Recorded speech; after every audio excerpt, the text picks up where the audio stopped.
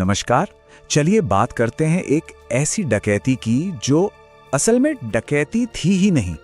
आज हम money heist की दुनिया में उतरने वाले हैं। एक ऐसी कहानी जो सिर्फ एक क्राइम थ्रिलर नहीं बल्कि एक बगावत की दास्तां है। तो आइए इस कमाल के प्लान के पीछे के जीनियस को समझने की कोशिश करते हैं।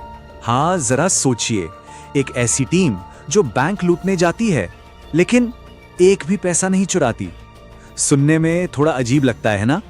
तो सवाल यह है कि आखिर उनका मकसद क्या था? मकसद था पैसा बनाना। जी हाँ, वो पैसे चुरा नहीं रहे थे, वो तो खुद सरकार की मशीन पर सरकार का ही पैसा छाप रहे थे।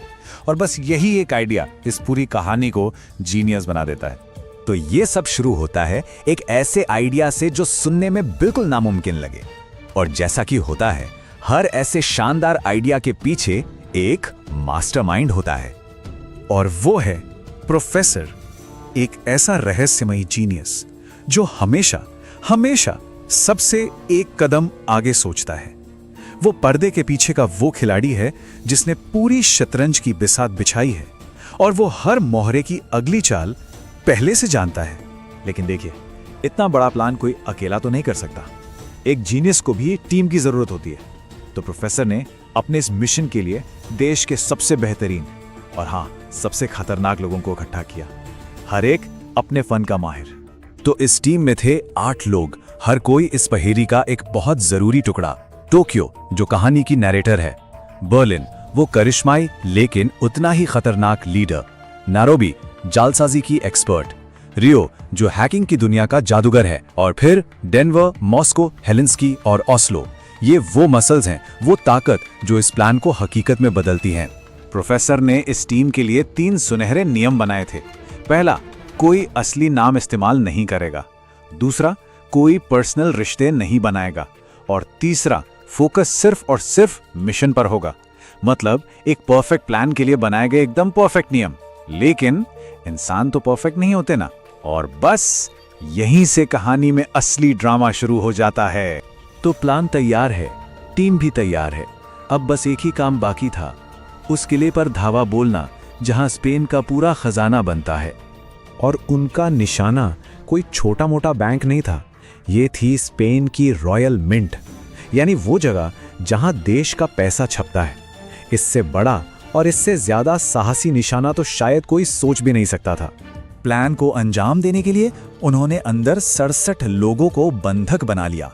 लेकिन ये सिर्फ बंधक नहीं थे, नहीं, ये तो उनकी ढाल थे, पुलिस से सौदेबाजी करने का सबसे बड़ा जरिया। और पता है, यहीं से इंसानी भावनाओं का वो खेल शुरू हुआ जिसने प्रोफेसर के इस परफेक्ट दिखने वाले प्लान को लगभग तबाही ही कर दिया था।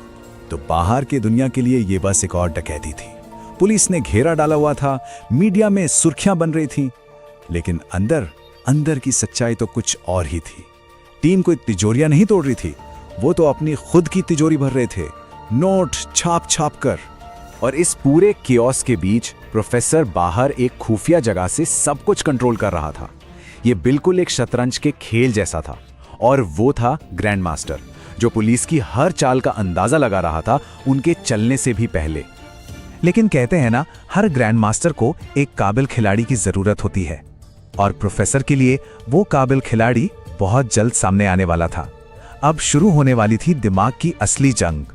ये हैं इंस्पेक्टर रैक्वेल मोरिलो, इस केस की इंचार्ज, एक बेहद तेज तर्रार और जिद्दी ऑफिसर जिसे हराना लगभग नामुमकिन माना जाता था। उसका सिर्फ एक ही मकसद था, प्रोफेसर के दिमाग को पढ़ना और इस खेल को हमेशा के लिए खत्म करना। लेकिन प्रोफेसर का प्लान सिर्फ पुलिस से 2 कदम आगे रहने का नहीं था। नहीं, उसने तो एक ऐसी चीज की प्लानिंग की थी जिसके बारे में कोई सोच भी नहीं सकता था। और वो थी अपने ही दुश्मन के दिल में जगह बनाना। और हुआ भी यही। प्रोफेसर और रैक्वेल करीब आ गए। और अचानक रैक्वेल के लिए ये सिर्फ एक केस नहीं रहा, वो एक ऐसी मुश्किल में फंस गई जहां एक तरफ उसका फर्ज था और दूसरी तरफ उसका दिल। अब सवाल ये था कि वो कानून को चुनेंगी या प्यार को। तो जैसे जैसे दिन बीतते गए, तनाव आसमान छूने लगा, रॉयल मिंट के अंदर भी और बाहर भी। हर कोई अपनी बर्दाश्त की हद पर था। अब ये लड़ाई सिर्फ पैसे की नहीं रही थी, ये आज़ादी की लड़ाई बन चुकी थी। और आज़ादी, उसकी तो हमेशा एक कीमत चुकानी पड़ती है। और फिर वो हुआ जिसका डर था। पुलिस का सब्र जवाब दे गया। उन्होंने धावा बोल दिया। टीम चारों तरफ से घिर चुकी थी। प्रोफेसर का वो परफेक्ट प्लान अब बिखर रहा था। अब बचने का सिर्फ एक ही रास्ता बचा था, एक ऐसी कुर्बानी जिसकी किसी ने कल्पना भी नहीं की थी। और वो कुर्बानी दी बर्लिन ने। आखिर में उसने अपने घमंड को, अपनी हर चीज को पीछे छोड़कर अपनी टीम को बचाने के लिए खुद को कुर्बान कर दिया। ये सिर्फ एक मौत नहीं थी, ये उनकी जीत की चाबी थी। बर्लिन के इसी बलिदान की वजह से पूरी गैंग वहां से भागने में कामयाब हो गई। और वो खाली हाथ नहीं निकले। वो अपने साथ ले गए पूरे 984 मिलियन यूरो, हर एक नोट जिसे उन्होंने अंदर खुद छापा था। आखिर में वो खेल जीत चुके थे। लेकिन ये कहानी सिर्फ पैसों पर खत्म नहीं होती, बिल्कुल नहीं, क्योंकि इस डकैती ने पैसे से भी कहीं ज्यादा कीमती चीज को जन्म दिया, और वो था एक प्रतीक। क्योंकि ये सिर्फ एक डकैती नहीं थी, ये सिस्टम के खिलाफ एक पैगाम था, एक विद्रोह था। अचानक वो लाल जंपसूट और डाली मास्क सिर्फ चोरों की यूनिफॉर्म नहीं रहे, वो दुनिया भर के उन लोगों के लिए उम्मीद और बगावत का सिंबल बन गए जो खुद को सिस्टम के सामने कमजोर महसूस करते थे। ये कहानी एक बहुत गहरा सवाल उठाती है कि जब सिस्टम ही गलत हो तो क्या उसके खिलाफ आवाज उठाना भी अपराध है? क्या ये उन्हें अपराधी बनाता है या कुछ और?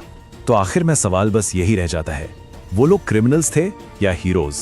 शायद वो दोनों थे, और शायद यही वो बात है जो मनी हाइस्ट को एक आम क्राइम स्टोरी से बहुत ज्यादा, बहुत बड़ा बना देती है। इसका जवाब कहानी हम सब पर छोड़ देती है।